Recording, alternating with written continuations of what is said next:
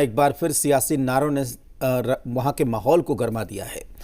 दरअसल किसी भी देश का सियासी इतिहास उठाकर देख लीजिए, जब जब किसी चुनाव ने अपनी दिशा बदली है, उसके पीछे कोई न कोई नारे का बांध जरूर बना होता है। फिलहाल महाराष्ट्र और झारखंड में विधानसभा चुनाव की प्रक्रिया चल रही है और दोनों ही राज्यों में एक नारे की गूंज सबसे अधिक सुनाई दी, बंटेंगे तो कटेंगे। इस नारे के असर को इस बात से समझा जा सकता है कि हर विपक्षी दल ने इसके विरोध में अपनी पूरी ताकत झोंक दी। लेकिन बड़ा ट्विस्ट तब आया जब पहले महायुति के सहयोगियों ने और अब केशव प्रसाद मौर्य ने इस बयान से किनारा कर लिया।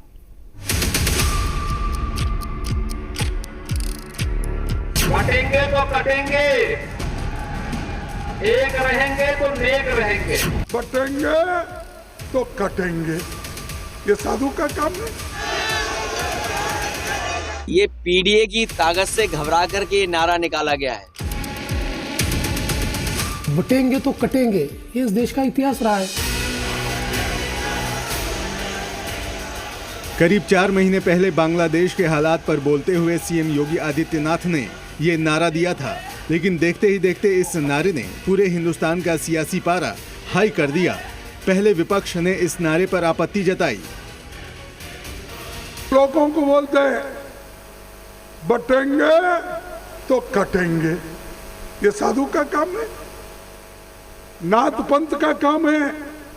अरे ये काम कोई टेररिस्ट बोल सकता है। फिर महायुति के सहयोगी दलों ने इस नारे पर सवाल उठाए। स्टेट के चीफ मिनिस्टर आते हैं और वो बोल देते हैं बटेंगे कटेंगे, तुरंत हमने बताया कि ये कि उत्तर प्रदेश नहीं है, नॉर्थ में ये चलता होगा। हमारे महाराष्ट्र में शिव फुले अम्बेडकर की विचारधाराओं से महाराष्ट्र चलता है। और अब यूपी सरकार में उप मुख्यमंत्री केशव प्रसाद मौर्य ने इस नारे से किनारा कर लिया। मैं मुख्यमंत्री के बटेंगे तो कटेंगे बयान पर अपनी कोई टिप्पणी नहीं करना चाहता। मैं नहीं जानता कि मुख्यमंत्री ने यह बात किस संदर्भ में कही है, इसलिए वह कोई टिप्पणी नहीं करेंगे। लेकिन नारा जो प्रधानमंत्री ने दिया है, सबका साथ सबका विकास और एक हैं तो सेफ हैं, यही नारा हमारा है। बटे थे तो कटे थे। अब ऐसे में सवाल है कि आखिर इतने पॉपुलर नारे को लेकर संदेह क्यों है। इस नारे पर विपक्ष का विरोध तो लाजमी है, लेकिन जिस तरह से पहले महायुति और अब केशव प्रसाद मौर्य ने इस नारे से किनारा किया है, वो एक साथ कई सवाल खड़े करते हैं।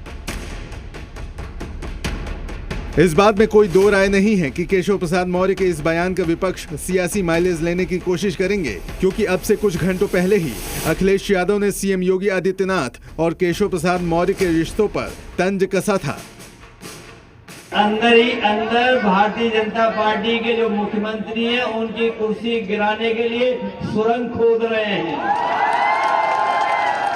ये बीजेपी वाले और हमारे योगी जी बारूद की सुरंग खोद रहे हैं और उन्हीं के अपने लोग उनके नीचे नीचे कुर्सी कैसे छीन लें, उसके लिए सुरंग खोद रहे हैं। दरअसल 2024 चुनाव के बाद हरियाणा हर दल के लिए सबसे बड़ी पॉलिटिकल लेबोरेटरी बनी। फिर सामने महाराष्ट्र के किले को फतेह करने की चुनौती थी। बटेंगे तो कटेंगे का नारा चल पड़ा। महाराष्ट्र में इस नारे के पोस्टर छपने लगे। इतना ही नहीं, इस नारे पर गाने भी रिलीज हुए, जिसका थीम भी महाराष्ट्र के इर्द गिर्द ही था। बटे तो कटे, ये कभी नहीं होने देना है। देखते ही देखते पूरा महाराष्ट्र चुनाव बटेंगे तो कटेंगे के नारे पर एपिक सेंटर बन गया। इस नारे के जरिए सीएम योगी ने विपक्ष के कास्ट नैरेटिव को तोड़ने की कोशिश की, दलितों और ओबीसी के वोट बैंक को एकजुट करने का प्रयास किया। इस नारे की वजह से झारखंड में बांग्लादेश घुसपैठ का मुद्दा छाया रहा। 2024 चुनाव की तरह राहुल का संविधान वाला नैरेटिव भी कमजोर पड़ गया।